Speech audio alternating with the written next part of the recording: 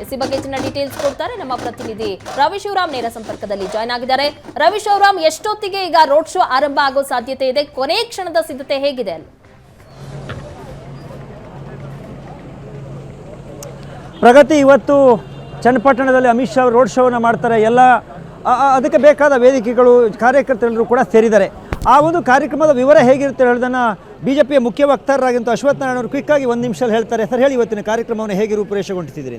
ರಾಷ್ಟ್ರೀಯ ನಾಯಕರು ಮತ್ತು ದೇಶದ ಗೃಹ ಸಚಿವರಾಗಿರ್ತಕ್ಕಂಥ ಅಮಿತ್ ಶಾ ಅವರು ಕೆಲವೇ ನಿಮಿಷಗಳಲ್ಲಿ ಚನ್ನಪಟ್ಟಣದ ಈ ಸಿಲ್ಕ್ ಫ್ಯಾಕ್ಟ್ರಿ ಹತ್ರ ಬರ್ತಾ ಇದ್ದಾರೆ. ಇಲ್ಲಿಂದ ಹೊರಟಂಥ ರ್ಯಾಲಿ ಮಳೂರು ಸರ್ಕಲ್ಲಿನ ಪೊಲೀಸ್ ಸ್ಟೇಷನ್ ಹತ್ರ ಈ ರ್ಯಾಲಿ ಅಂತ್ಯ ಆಗುತ್ತೆ. ಸರಿಸುಮಾರು ಒಂದು 30-35 ಸಾವಿರ ಜನ ಸಂಖ್ಯೆ ರಸ್ತೆ ಉದ್ದಕ್ಕೂ ಜನ ಸೇರಿದರೆ ಅಲ್ಲಿ ಸಾರ್ವಜನಿಕ ಸಭೆಯನ್ನು ಕುರಿತು ಅವರು ಭಾಷಣ ಮಾಡ್ತಾರೆ. ವಿಶೇಷವಾಗಿ ಇವತ್ತು ಈ ಕರ್ನಾಟಕ ರಾಜ್ಯದ ಮೊದಲನೇ ಹಂತದ ಚುನಾವಣೆಯ ರ್ಯಾಲಿಯನ್ನು ಬೆಂಗಳೂರು ಗ್ರಾಮಾಂತರದ ಚನ್ನಪಟ್ಟಣ ವಿಧಾನಸಭಾ ಕ್ಷೇತ್ರದಲ್ಲಿ ಈ ರ್ಯಾಲಿಗೆ ಚಾಲನೆ ಕೊಡೋದ್ರ ಮುಖೇನ ಮೊದಲನೇ ಹಂತದ ಚುನಾವಣೆ ಉದ್ಘಾಟನೆಯನ್ನು ಮಾನ್ಯ ಶ್ರೀ ಅಮಿತ್ ಶಾ ಅವರು ಇಲ್ಲಿ ಪ್ರಾರಂಭ ಮಾಡಿದ್ದಾರೆ.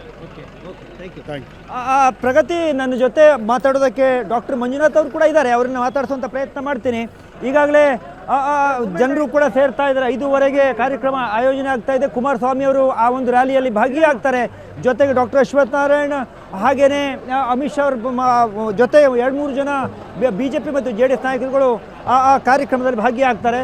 ಪ್ರಮುಖವಾಗಿ ಡಾಕ್ಟರ್ ಮಂಜುನಾಥ್ ಅವರು ಕೂಡ ಇಲ್ಲೇ ಇದ್ದಾರೆ. ಅವರು ಬೇರೆ ಮಾಧ್ಯಮಗಳಿಗೆ ಮಾತಾಡ್ತಾ ಇರೋದ್ರಿಂದ ಅವ್ರನ್ನ 2 ನಿಮಿಷದಲ್ಲಿ ಮಾತಾಡ್ತೇನೆ ಪ್ರಗತಿ.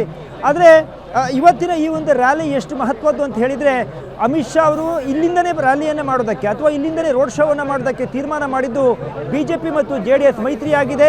ಈ ಮೈತ್ರಿಯ ಹಿನ್ನೆಲೆಯಲ್ಲಿ ಈ ಹಳೆ ಮೈಸೂರು ಭಾಗದಲ್ಲಿ ಕಾರ್ಯಕರ್ತರನ್ನು ಒಟ್ಟಿಗೆ ಸೇರಿಸುವಂಥ, ಈ ಹಳೆ ಮೈಸೂರು ಭಾಗದಲ್ಲಿ BJP ಮತ್ತು JDS ಹೆಚ್ಚಿನ ಒಂದು ಇಂಪ್ಯಾಕ್ಟನ್ನು ಮಾಡುವ ನಿಟ್ಟಿನಲ್ಲಿ ಈ ಕ್ಷೇತ್ರದಿಂದ ಆ ಒಂದು ರ್ಯಾಲಿ ರೋಡ್ ಶೋವನ್ನು ಏರ್ಪಡಿಸಲಾಗಿದೆ.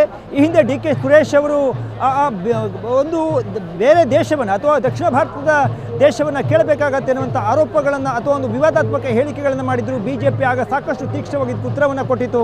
ಇವತ್ತಿನ ರ್ಯಾಲಿಯಲ್ಲಿ ಬಹುಶಃ ಅಮಿತ್ ಶಾ ಅವರು ಕೂಡ ಅದೇ ವಿಚಾರವನ್ನು ಮಾತಾಡ್ತಾರೆ. ಯಾಕೆಂದರೆ ಅವರ ಭಾಷಣ ಕೂಡ ಏರ್ಪಡಿಸಲಾಗಿದೆ. ಡಾಕ್ಟರ್ ಮಂಜುನಾಥ್ ಅವರನ್ನು ಮಾತಾಡಿಸುವಂಥ ಒಂದು ಪ್ರಯತ್ನವನ್ನು ಮಾಡ್ತಾನೆ.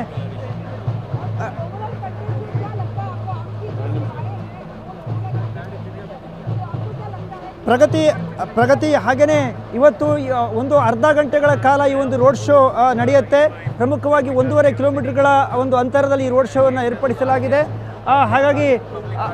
ಹಾಗಾಗಿ ಇವತ್ತಿನ ಕಾರ್ಯಕ್ರಮಕ್ಕೆ ಸುಮಾರು 20,000 ಜನರ ನಿರೀಕ್ಷೆಯಲ್ಲಿ BJP ಅವರು ಇದ್ದಾರೆ. ಆದರೆ ಅಷ್ಟು ಜನ ಸೇರ್ತಾರೋ ಇಲ್ವೋ ಗೊತ್ತಿಲ್ಲ.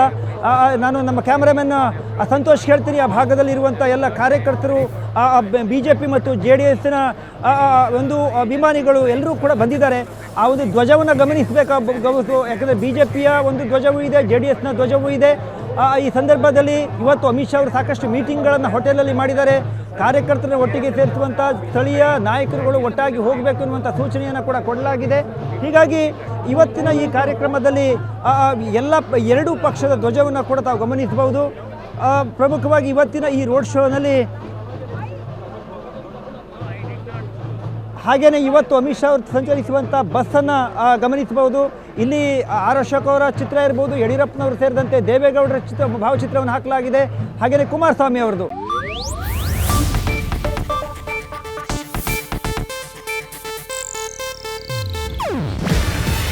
ಇದು ಏಷ್ಯಾನೆಟ್ ನ್ಯೂಸ್ ನೆಟ್ವರ್ಕ್ ಪ್ರಸ್ತುತಿ. ನೀವು ನೋಡ್ತಿದ್ದೀರಾ ಏಷ್ಯಾನೆಟ್ ಸುವರ್ಣ ನ್ಯೂಸ್.